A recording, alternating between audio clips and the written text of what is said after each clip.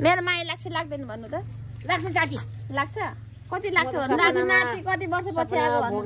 भोक लाग्यो भन्दो रहेछ नानी अनि अब मेरो मामले मलाई सपनामा देख्नु भएको तेल त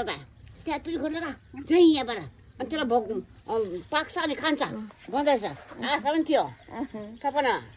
अनि मैले पल्टमा के राख्दो रहेछ अनि ठुलो बाबुले अलिकति खायो अनि तेरो बुवाले अलिकति खायो सपनामा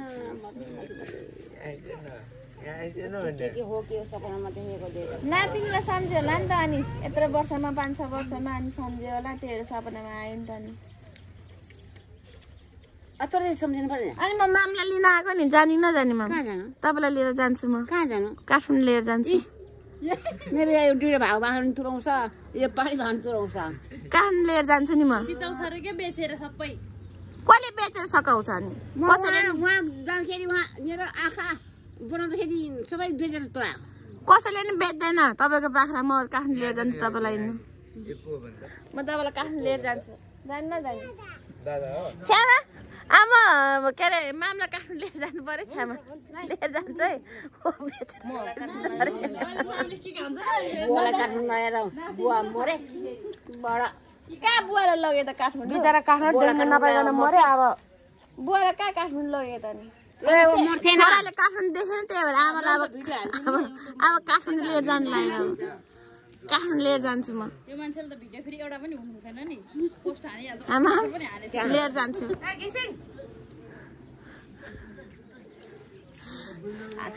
काका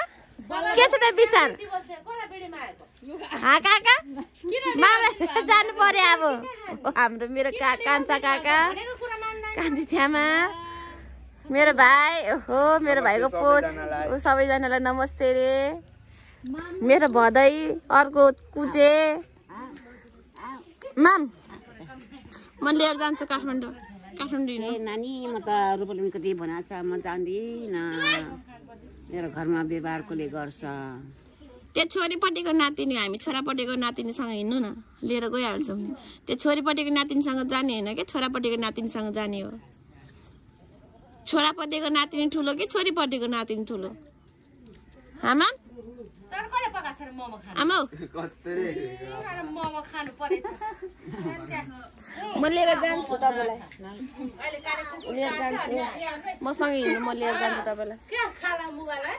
म काठमाडौँ लिएर जान्छु तपाईँलाई काठमाडौँ जाने है पर्सि काठमाडौँ जानुपर्छ अनि उतै बस्ने यतै राख्छु म तपाईँलाई यहाँ नआउने गाउँमा माम गाउँमा नआउने